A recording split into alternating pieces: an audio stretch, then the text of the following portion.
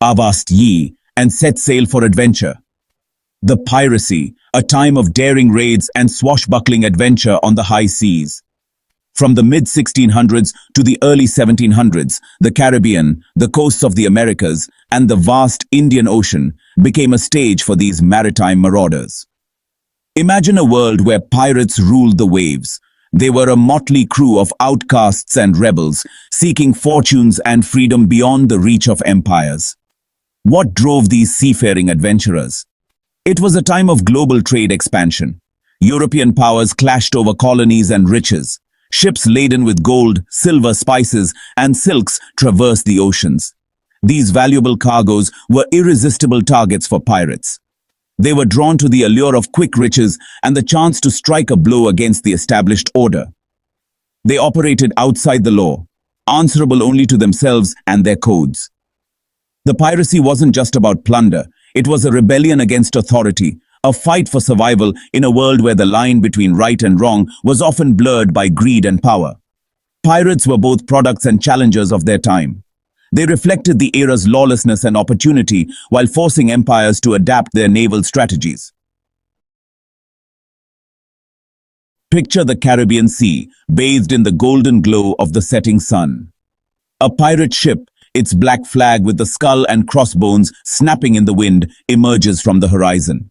The Caribbean Sea, with its countless islands and hidden coves, became a home for pirates. Its warm waters were teeming with merchant ships, making it a prime target for these daring raiders. But the pirates' reach extended far beyond the Caribbean. They sailed along the American coastlines, preying on ships laden with tobacco, sugar, and furs. They ventured into the Indian Ocean, a vast expanse of water connecting Asia, Africa, and Europe. Here, they targeted ships of the East India Company, laden with exotic spices, silks, and treasures from the East. Piracy's impact on global trade was significant. They disrupted shipping lanes, causing widespread fear and uncertainty among merchants and sailors. The cost of goods rose as merchants factored in the risk of pirate attacks. Yet piracy also had an unexpected consequence. The fear they instilled led to innovations in shipbuilding and naval warfare. Blackbeard, terror of the Caribbean. Among the most notorious pirates of this era was Blackbeard, a name that struck fear into the hearts of sailors across the Atlantic. Edward Teach, better known as Blackbeard, cultivated an image of terrifying brutality. His thick black beard, said to be interwoven with lit fuses, added to his fearsome appearance.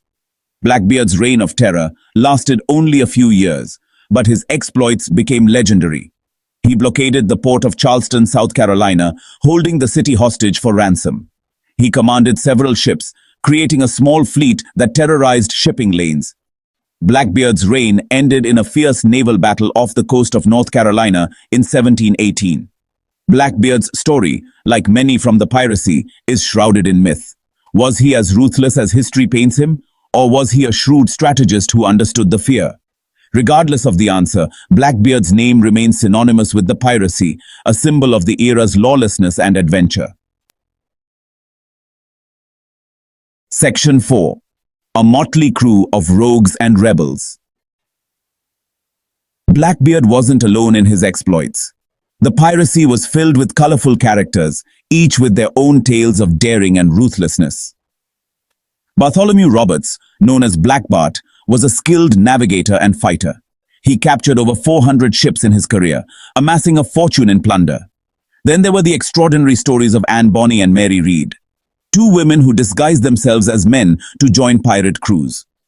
They defied societal norms, proving that the allure of adventure and freedom transcended gender roles.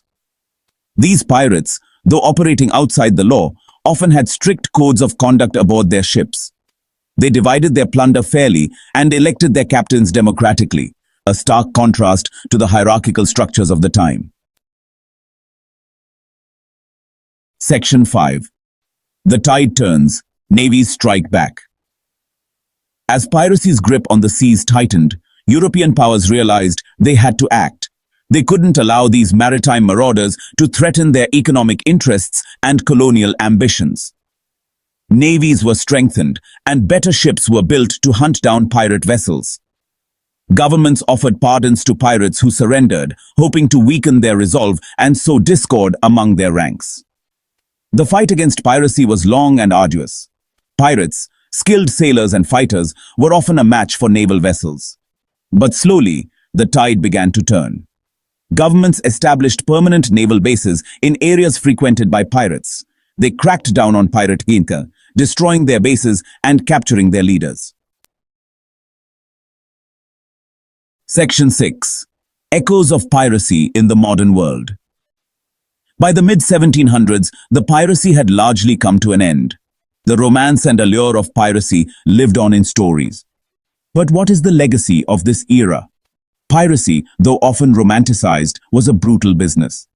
It exposed the greed and inequality of the time, highlighting the struggles of those who lived on the margins of society. The piracy led to the establishment of international maritime laws. Treaties were signed to define acts of piracy and establish procedures for capturing and trying pirates. Navies, strengthened during this era, played a crucial role in shaping global power dynamics.